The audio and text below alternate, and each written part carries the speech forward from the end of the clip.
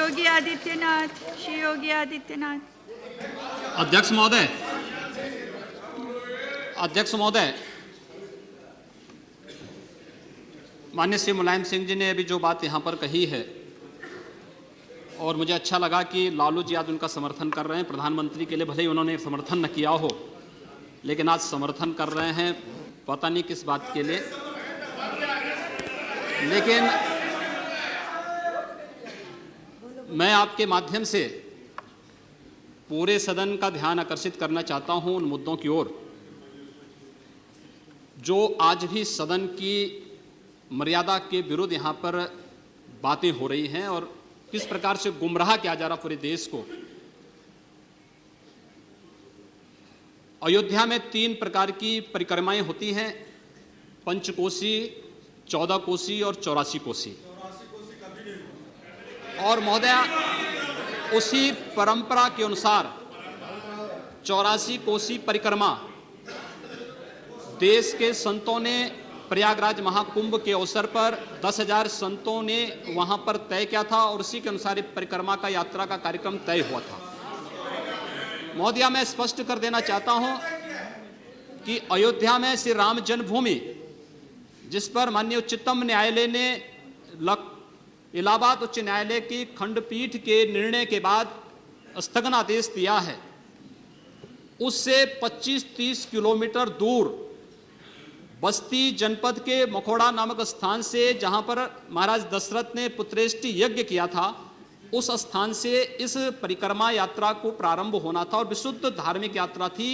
इसमें किसी राजनीतिक दल का कोई हस्तक्षेप नहीं था। बिल्कुल 200-250 संतों को इस यात्रा में चलना था और 13 सितंबर तक ये 20 दिन की यात्रा है। लेकिन जिस प्रकार से धार्मिक स्वतंत्रता के मौलिक अधिकार पर उत्तर प्रदेश सरकार ने प्रहार किया है, महोदय, पहली बार देखने को मिला है कि लगभग 2000 से अधिक संतों को गिरफ्तार किया गया है और पूरी तरह अपमानित किया गया है।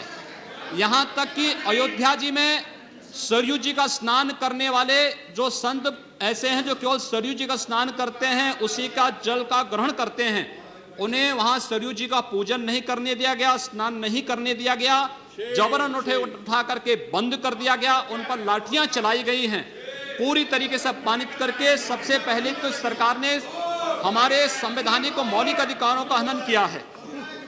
दूसरा, जहां तक स्थगन आदेश की बात है, मैं याद दिलाना चाहूंगा, इस देश के अंदर सेकुलरिज्म के नाम पर राजनीति करने वाले उन सभी दलों को 1994 में कांग्रेस नेतृत्व की ही सरकार ने सुप्रीम कोर्ट में एक शपथ पत्र दिया था और ये कहा था कि अगर तय हो जाएगा कि अयोध्या में विवादित जो ढांचा था वह ढांचा किसी हिंदू मंदिर या स्मारक को तोड़ करके बनाया गया है तो हिंदू भावनाओं के अनुरूप कार्य होगा।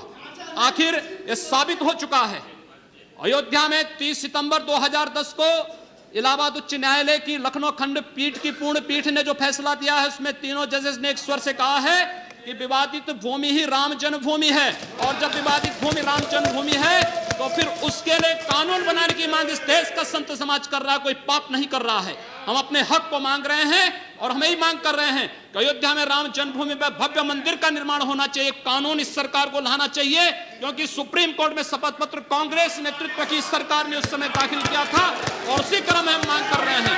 और संतों को उनके हकों से वंचित किया जा रहा है, उनके धार्मिक यात्रा को प्रतिबंधित किया जा रहा है, उन्हें अपमानित किया जा रहा है। और किस समाजवाद की बात मुलायम सिंह जी कर रहे हैं, किस संविधान की बात कर रहे हैं? ये समाजवाद है। स्वयं राष्ट्रीय अध्यक्ष हैं, इनके 2 भाई महासचिव हैं, इनका पुत्र प्रदेश अध्यक्ष है। कौन से समाजवाद की बात करते हैं? परिवारवाद की बात करते हैं। बेवकूफ बना रहे देश को, ये केवल देश को बेवकूफ बनाने का कार्य कर रहे हैं और बेवकूफ बना करके समाजवाद के नाम पर समाज को बेवकूफ बना करके सेकुलरिज्म की ध्वजियां उड़ा रहे हैं।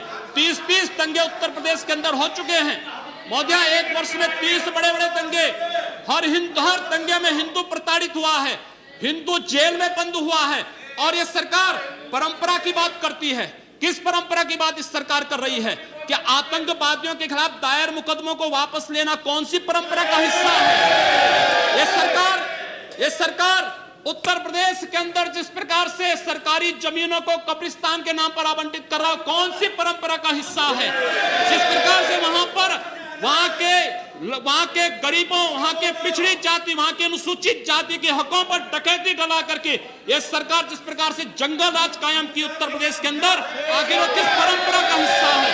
और इसीलिए मैं आज के इस माध्यम से आपसे अनुरोध करना चाहूंगा, उत्तर प्रदेश सरकार ने उत्तर प्रदेश के अंदर हमारी धार्मिक भावनाओं का अपमान किया है, संतों को अपमानित किया है। इस सरकार को रहने का अधिकार नहीं होना चाहिए, इसे तत्काल बर्खास्त किया जाना चाहिए। आपसे मैं ये अनुरोध करूंगा कि भारत सरकार से मैं ये मांग करूंगा, ये सरकार लड़ाने का कार्य कर रही है, यह केवल मुस्लिम जिहादी आतंकवाद को प्रश्रय दे करके हिंदुओं को अपमानित करके संतों का अपमान करना चाहती है। और इसीलिए 84 कोसी परिक्रमा को इसने रोका है। महोदया, जितनी फोर्स वहां लगाई गई उसका दशांश भी, महोदया, उसका केवल दशांश भी केवल सुरक्षा के लिए देखी 200-250 संत अपनी धार्मिक यात्रा को शांतिपूर्ण ढंग से निकालते। इस सरकार ने यात्रा पर रोक लगा करके उत्तर प्रदेश के अंदर 10 करोड़ लोगों को पीड़ित किया है, अपमानित किया है, उनको परेशान किया है। और यही नहीं, यह सरकार लगातार हिंदुओं को अपमानित करने का कार्य कर रही है। और इसीलिए मैं आपके माध्यम से अनुरोध करूंगा, इस सरकार को रहने का कोई अधिकार नहीं, इसे बर्खास्त किया जाना चाहिए।